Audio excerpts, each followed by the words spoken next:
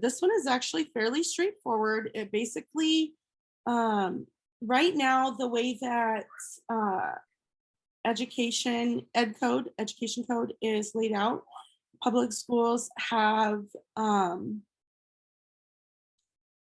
they get their budget and their local control funding formula, their general fund money, their state lotto money. They get to decide how much of it goes to arts programs. And because in the past, education budgets are very tight, unless you live in areas that are directly funded by property taxes, like places like Del Mar. My brain isn't working very well at the moment. Thank you, baby. What's the area? Carlsbad. Another one, Carlsbad is another school district that has larger funding because of property taxes. Yeah, I was thinking of the area where all the tech people are. Oh, you mean like Silicon Valley? Yes, Silicon Valley, like that area, like they're directly funded. So they have extensive programs, but a lot of times local school districts are charged with tough decisions, and they have to choose whether or not to meet basic education guidelines or requirements, or allow or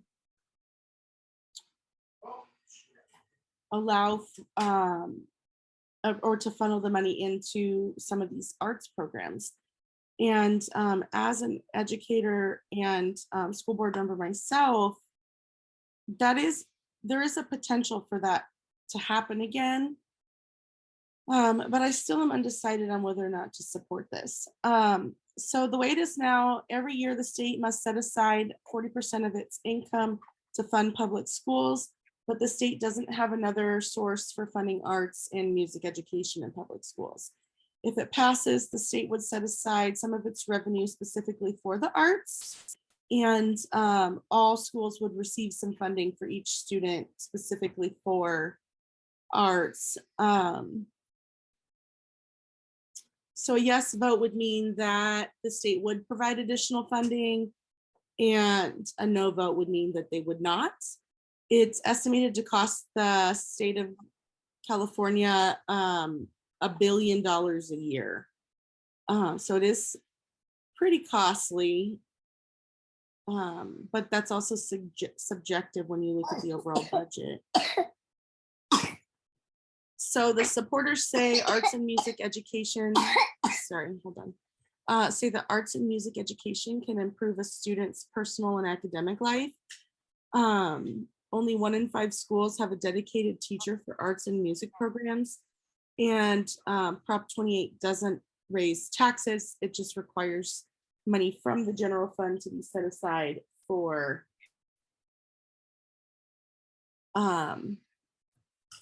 arts and music education. So major funders and endorsements. So major funders, we have CTA, the California Federation of Teachers, and then we have some corporations. We have Fender. Obviously, it makes sense that they would like this because more people would buy musical instruments. The NBC Comcast, and then PMC, which was Penske Media Corporation. And then I went ahead and listed the people that were shown because these 4 people donated $100,000 or more. It wasn't like $300. So those are the top 10, I think 1, 2, 3, 4, 5, 6. Yeah, the top 10 funders. For endorsements, again, it was becoming very time consuming to look up the logos. And there were so many that I decided to just list the main ones. And so they are here as well. And for the opponents, there's actually no formal organized campaign against Proposition 28. Thank you, baby. So then at this time, I see that. Thank you. At this time, I would again open it up to any comments or questions.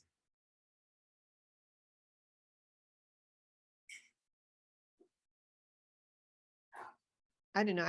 I'm a big proponent of music and arts in school.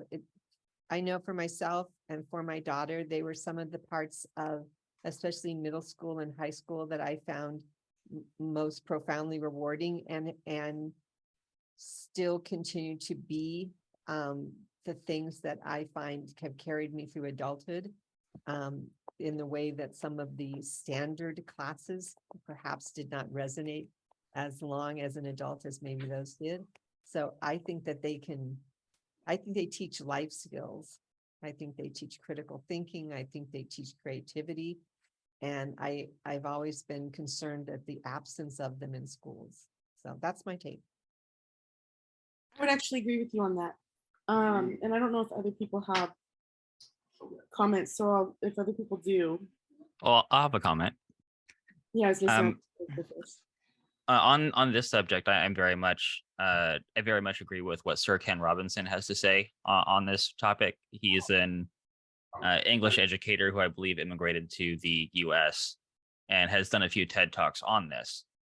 And part of the benefits of having an education in music and the arts is that it's great for self-esteem. It really helps people develop socially.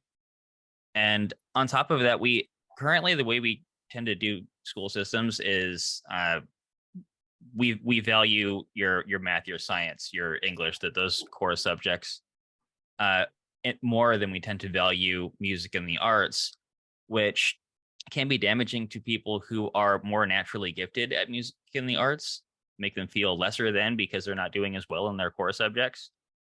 And I think that we can really boost some self-esteem and help with personal development if we're supporting art funding. And I for one would love to see more funding go into the arts. I mean, I work in a field that's kind of both. Our architecture is as much an art form as it is a science. And I think both are incredibly valuable. Here, here. I would agree. I did not have a lot of exposure to arts and science past elementary school. I'm sorry, not science, arts and music past elementary school. I mean, there were electives we were required to take, but there was nothing. I feel like we can do more. And even the electives that I did take, which were they were always my favorite class. Actually, you know what? I did have quite a bit of art. I didn't have any music, but I think both are equally important. And I think it's really important that we expose children to both and not just one or the other too. And sometimes based on area, there might be a preference of one over the other. And music can actually increase your mathematical intelligence. I don't know if you guys knew that, but it's actually linked to increased math scores. I would say that at the moment, the state is doing really well at funding these things, but kind of not directly. So prior to the pandemic, budgets were very tight. And obviously, since the pandemic started, a lot of money's been funneled into education because people started to see just how important education actually was to our entire society, not just for the future of our people, but to the functioning of our entire society. So a lot of money was funneled in to support mental health. And through that, some districts have gone by way of music and in art in supporting some of that. Others already had, like we already had, it's called locally, we call it our AMP program. It's art, music, and PE. And so there is art and music, but it's not every week. So currently the state is funneling a ton of money into the after school programs. And we're specifically using it to provide enrichment and educational support. And so we're using it to put a lot of funding into art and music and dance and all of these extracurriculars that we would all hope that our kids had a chance to participate in.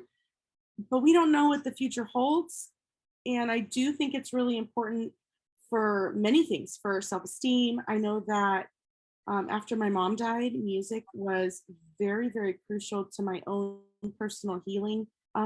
So was therapy, but music was very therapeutic for me, both playing and writing and just listening to music. So I would say that I would agree that music and art, it does the same thing for a lot of people. I actually do like to draw sometimes, but my go-to is usually music. But I do draw sometimes when I'm feeling particularly triggered or depressed or struggling with something.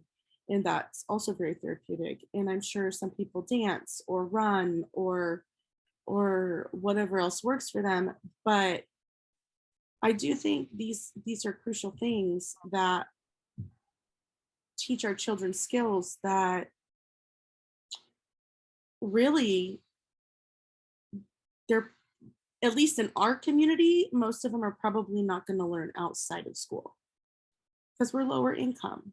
And that's okay, but it means we need to do a better job of making sure our kids are exposed to some of these things. So after this presentation, I think I'm falling on the support side. Anyone else want to share any thoughts on students or their own experience with arts and music in schools and how important that can be and how this funding might be something that current and next generations would benefit from? No, I think we're good, Cheryl. Okay.